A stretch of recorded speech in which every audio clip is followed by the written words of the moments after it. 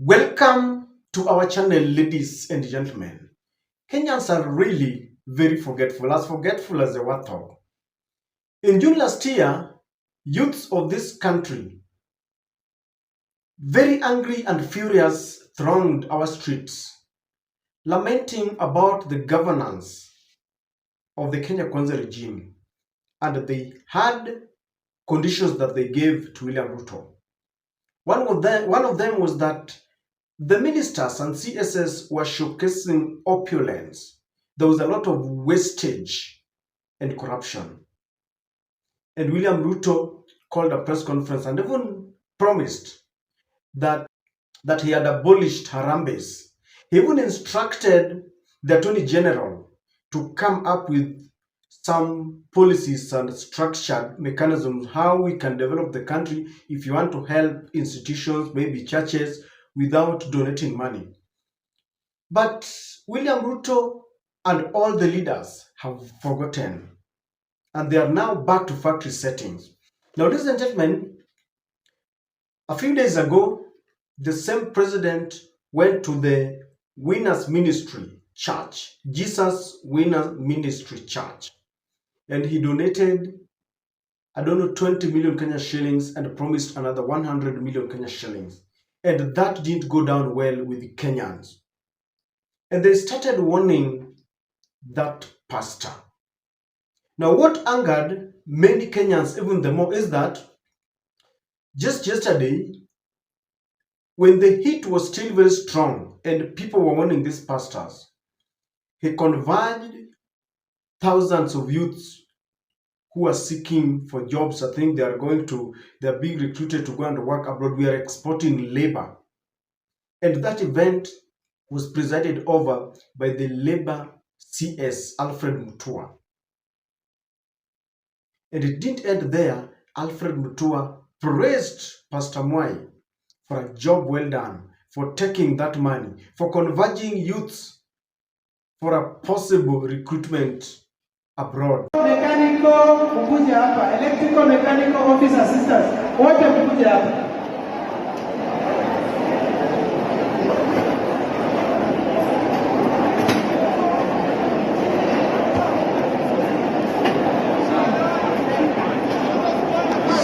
Wait, which group is this?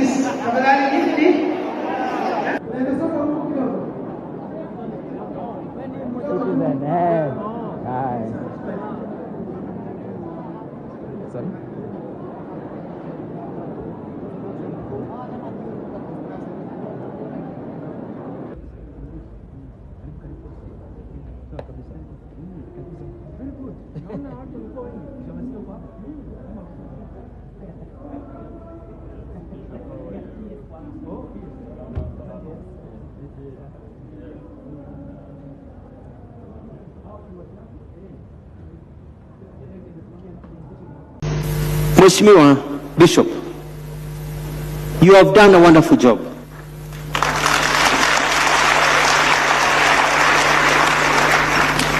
You know, this is what pastors should be doing. This is what religious leaders should be doing. I hope and I wish other churches in this country, other religious organizations, mosques, should be doing what this mchungaji is doing. What this church is doing. You are taking people through skill development. You are empowering them. You are teaching them languages. You are asking the president to provide jobs. You are asking the government to facilitate you to provide employment for your people. Hiyo ni kazi ya Mungu ambayo unaifanya. Lakini mimi nimepigwa na bumbuazi. Kuna wachungaji wengine katika nchi yetu ya Kenya wamekuwa ma MCA. Badala yao kupanga mikakati ya vijana wafanye kazi yao imekuwa kupiga porojo na siasa.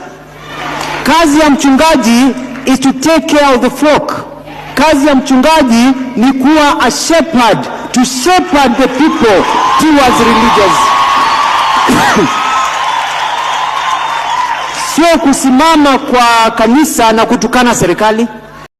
I can assure you that has angered many Kenyans, and they are saying that this apostle is showing them the middle finger. And if you want to know that things are getting thicker for the pastor, this is what has been reported by the Daily Nation, that Jesus Winner Ministry founder Edward Mwai has dumped a phone number he has had for over 15 years after endless calls, mostly from angry youth demanding answers on a 20 shillings million donation by President William Ruto, jammed his handset.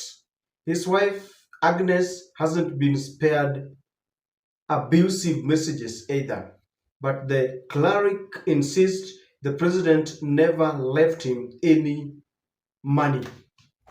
Can you imagine a phone number, your phone number that you've used? So we are always attached to our phone numbers. Something that you've used, your relatives know that number, your friends know that number, you've used it for over 15 years. Then now he has been forced to abandon it. Why? Immediately William Ruto donated that money, or rather promised. Youths, very angry, started calling him. And you know what they are saying? We are coming for you. We are coming for our money. We are coming so that you can also preach to us, and we are coming to greet you. If you remember well, the term greeting among the Gen Z simply means that they are going to teach you a lesson. They are going to really show you that they are frustrated.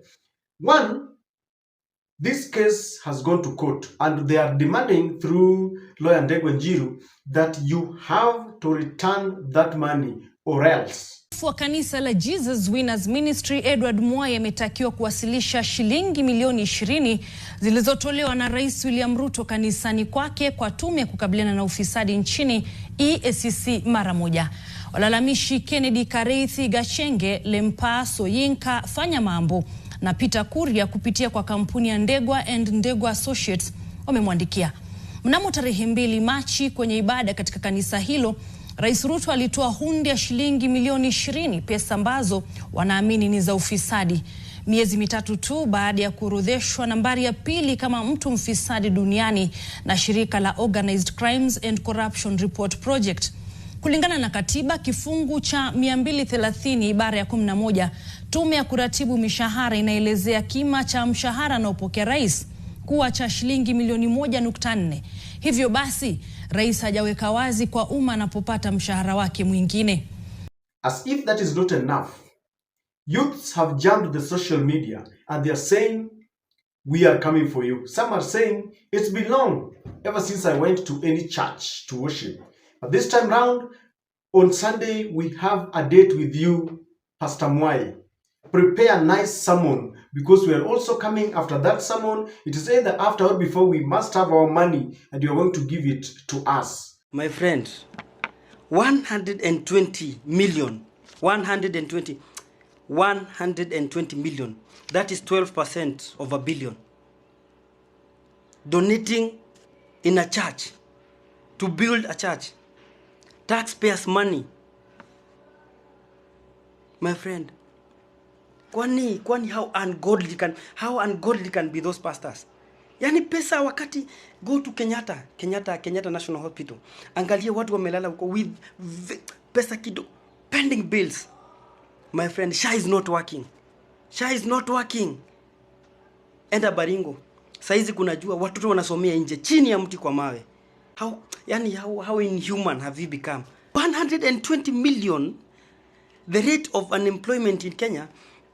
Unakumbuka juzi vijana wamepelekwa hapa Saudi. Wametoa 55,000 each. Hawajapelekwa kazi. Hiyo pesa ilikuliwa na kina Alfred Mutua. Vijana wajaenda kazi. 120 million ingesaidia vijana wangapi wende wapate employment? Tutaenda Sunday, we are occupying that church. Jesus Winner, we are coming. Sisi tunakuja kuabudu huko Sunday. It cannot be. Haiwe. Na nimekaa sana bila kwenda church. Sunday lazima niende Jesus Winner anga ministry. Sijui ikoro isaba. Tukutane huko. Lazima twende huko tuhubiriwe kidogo. Asante. It has been decided. Sunday, the 9th of March 2025, every person on X, on Twitter, on TikTok, on Facebook, okay, tunakutana kama Wakenya kwa Pastor Mwai hapo Jesus Winner Ministry. Tunaenda kumwombea na tutamsamehe, lakini tukisha msamehe, yeah, yani tutamsamehe baada ya okay, what am I trying to say? I'm trying to say on Sunday Wakenya wameamua wanaenda kumtembelea Pastor Mwai, Bishop Mwai. He has taken our 120 million Kenya shillings. Watoto wakiwa wanasomea nje, sha haifanyi. Watoto chini ya miti. Mwai tunakuja. And ladies and gentlemen, even though the pastor or the apostle is saying that he is not in possession of this money, he has angered Kenyans. And on Sunday, I want to believe that William Ruto will be there with him. Alfred Mutua will be there with him. You know, sometimes you need to have common sense. In the absence of common sense, have wisdom. I believe a pastor should have wisdom. Do you want to tell me that the Catholic or the ACK Church was stupid to return the money that was donated to them by William Ruto? Do you think they don't need money? When William Ruto donated some money to Catholic Church, the Kayole branch, do you think the Catholic clerics or the Catholic as a church and their leadership are so insensitive to return that money? There's a reason why they returned this money.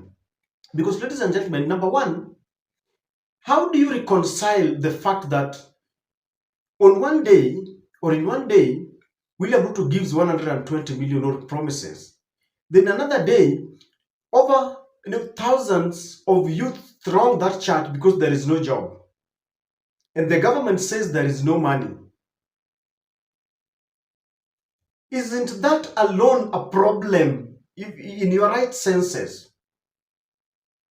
And the youths of this country are saying that the government is taking us for granted. You know, they talked to William Ruto in June last year when they stormed Parliament. And what they are now saying, we need to be supported by our pastors. We need to be supported by our parents. You need to ensure that you don't take money from William Ruto. It is like corruption. If you decide today, maybe the policemen decide that if you are caught with a culpable offense and someone, maybe you're overlapping and someone tries to bribe, they say, I don't want your money. In fact, that is an added offense. People don't try to give bribes. But because the giver and the receiver are very ready and they have a convergence point, both of them are culpable and they encourage corruption.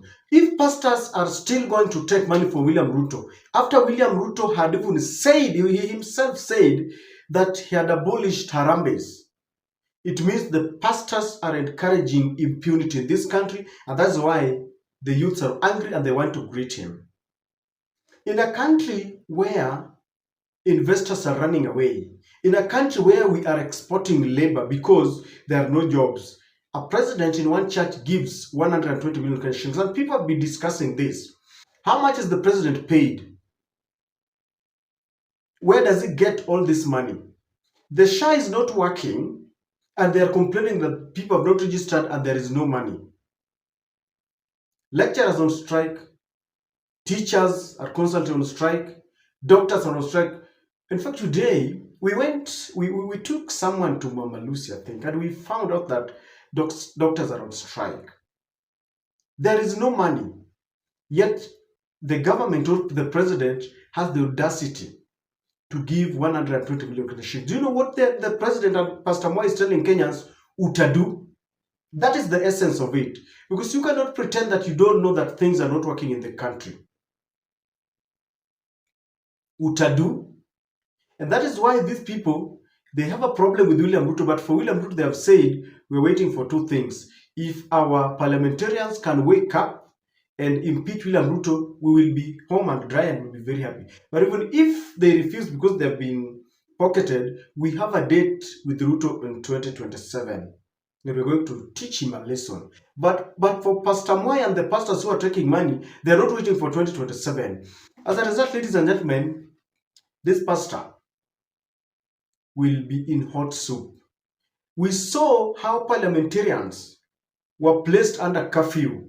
Most of them vacated their rural homes. They were in Nairobi, in their palatial homes in Kileleshwa and Lavington and Karen and all those high-end estates. They were never seen at home because it had become a cat and mouse game between the youths and the parliamentarians. Some of them found it very rough. Their homes were torched. Like I remember the home of Didwas Baraza of someone. Kimani Chungwa literally alihama kabisa because some of these parliamentarians were really very arrogant and proud. I remember Kimani Chungwa was telling us that mimi naogopa ujimoto, I don't know, stima na umeme. I fear nobody. When youth thronged the parliament, there were videos showing Kimani Chungwa literally running for his dear life. And this is what has started. This is showcasing arrogance. This pastor is, trying to invite problem to himself. Because it has reached a moment where even the wife is not spared. I don't know about the children. This is a man who was walking very freely. This is a man who was using his phone. Now he lazimika kubadilisha.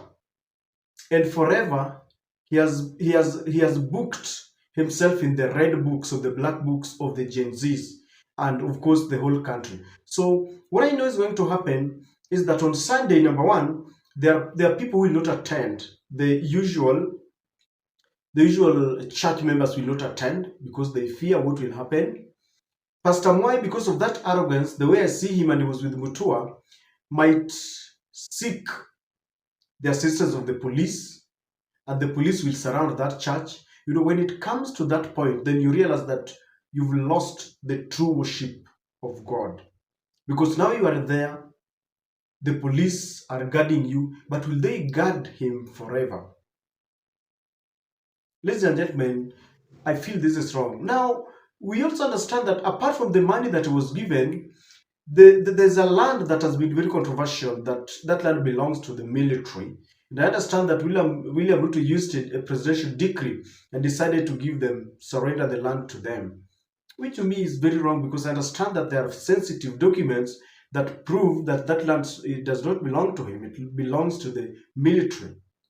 And this is brewing trouble.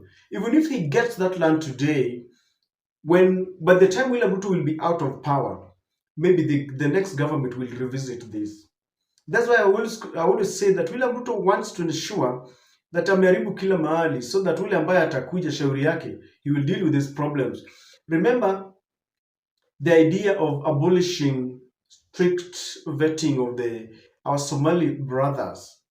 Well, we know very well that this has always been done just to guard against any infiltration by some bad characters. We love our brothers and sisters from the Somali community, but we always do this just to be sure.